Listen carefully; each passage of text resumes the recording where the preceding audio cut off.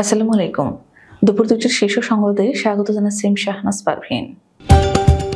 ৩৭৮ ব্যক্তি প্রতিষ্ঠানের bank account জব্দ করেছে বিএফআইইউ।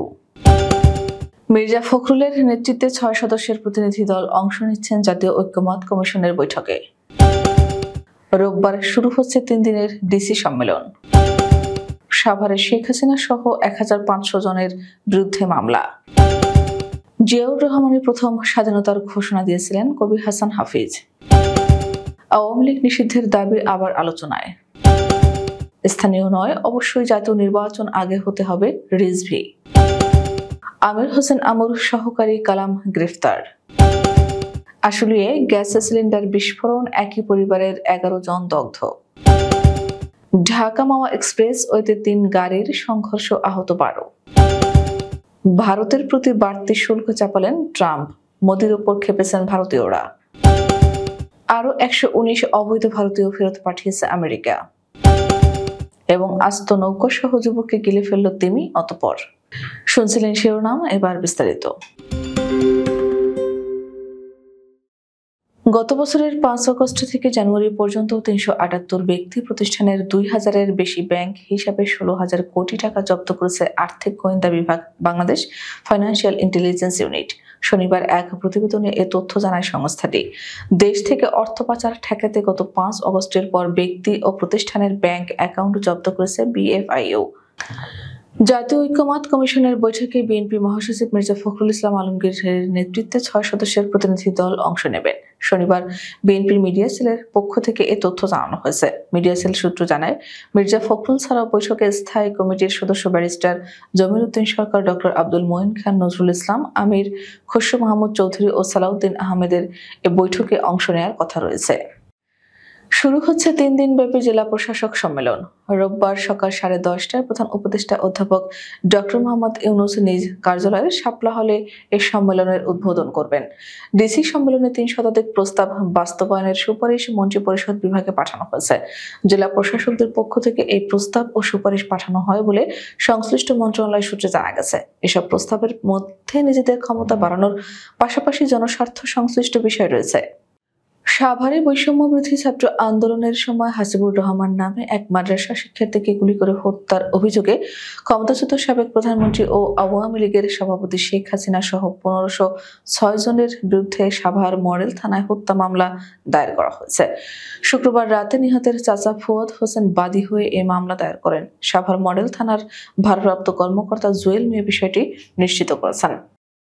জিয়াউর রহমানের প্রথমে স্বাধীনতার ঘোষণা দিয়েছিলেন, তারপরে তিনি বঙ্গবন্ধুর নামে স্বাধীনতার ঘোষণার কথা বলেন।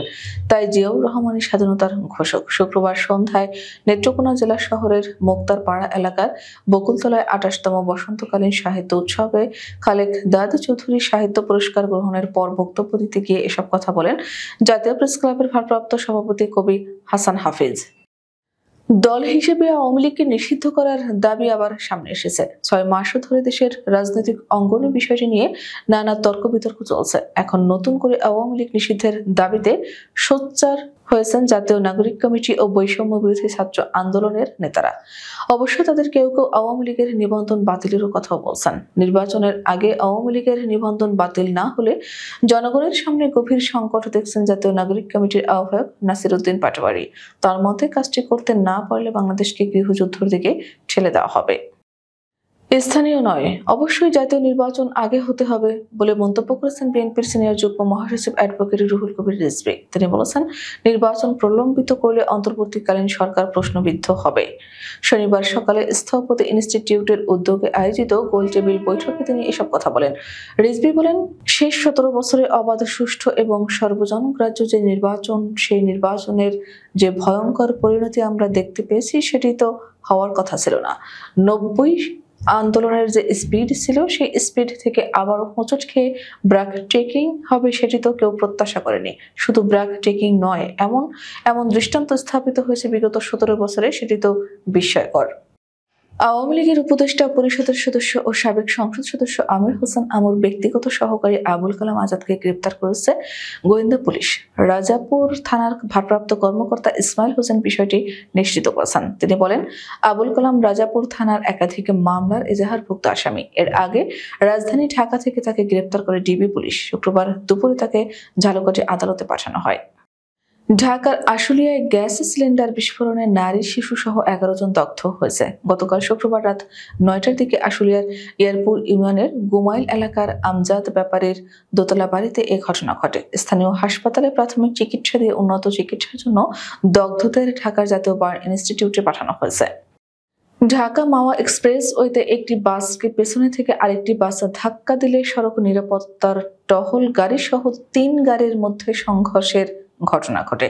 এতে সুরভি পরিবহনের বাসের অন্তত 12 জন যাত্রী আহত হয়েছেন। এ সময় এক্সপ্রেসওয়েতে অন্তত 3 কিলোমিটার এলাকা জুড়ে আধা ঘন্টা সময় যান চলাচল বন্ধ হয়ে যায়। শনিবার সকাল 9টায় এক্সপ্রেসওয়ের নিমতলা এলাকায় এই ঘটনা ঘটে। ভারতের প্রধানমন্ত্রী নরেন্দ্র মোদী আর আমেরিকার প্রেসিডেন্ট ডোনাল্ড ট্রাম্পের মধ্যে সম্পর্কে ভাটা পড়েছে শুল্ক আরোপ নিয়ে। ভারত বরাবরই আমেরিকার পণ্য আমদানিতে বেশি পরিমাণ শুল্ক নিয়ে থাকে। এই কারণে এবার ট্রাম্প পারস্পরিক শুল্ক আরোপ করল ভারতের প্রতি। যদিও এটি কার্যকর হতে পারে এপ্রিলের পর থেকে। ট্রাম্প শুধু ভারত নয়, বিশ্বের যেসব দেশ মার্কিন পণ্যের উপর শুল্ক আরোপ করেছে তাদের উপর শুল্ক আরোপের ব্যবস্থা নিতে কর্মকর্তাদের নির্দেশ দিয়েছেন। এতে করে সবচেয়ে বেশি ক্ষতিগ্রস্ত হবে ভারত ও ব্রাজিল। আমেরিকা থেকে দ্বিতীয় দফায় 119 অবৈধ অভিবাসীকে নিয়ে ভারতে আসছে মার্কিন বিমান। শনিবার রাতে তা অমৃতসরে নামার কথা রয়েছে। প্রথম ধাপে তারা পাঠিয়েছিল 104 জনকে। তবে এনডিটিভির খবরে বলা হয়েছে, অবৈধ অভিবাসীদের বিমান কেন পাঞ্জাবে নামানো হচ্ছে, কেন দেশের রাজধানী দিল্লিতে ওই বিমান নামছে না, তা নিয়ে প্রশ্ন তুলেছেন পাঞ্জাবের মুখ্যমন্ত্রী ভগবন্ত মান। এ যেন হলিউডের সিনেমার মতো। চিলির বাহিয়া এলো আগুইলায় সমুদ্রে বাবার সঙ্গে কায়াকিং করছিল মাত্র 24 বছরের যুবক এড্রিয়ান সিমানকাস। ছেলের থেকে একটু দূরে ছিল বাবা, কিন্তু ঠিক সেই সময় ঘটে সাংঘাতিক অঘটন। হঠাৎ করে হাজির হয় এক বিশালাকার হাম্পব্যাক তিমি। বাবার চোখের সামনে কায়াক সমেত গিলে খেয়ে নেয় এন্ডিয়ানকে। যদিও পরক্ষণে আবার বমি করে এন্ডিয়ান সমেত কায়াক মুখ থেকে বের করে দেয় সেই তিমি। ঘটনাটি ঘটে চিলির দক্ষিণতম পাতাগোনিয়া অঞ্চলের ম্যাগেলান প্রণালীর সান ইসিড্রো লাইন হাউসের কাছে। সম্পূর্ণ ঘটনাটি কাকতালীয়ভাবে রেকর্ড করেন এড্রিয়ানের বাবা ডেল। ছেলের থেকে একটু দূরেই কায়াকিং করছিলেন ডেল। বাবার করা সেই ভিডিওতে দেখা যায় ছেলে কায়াকিং করছেন।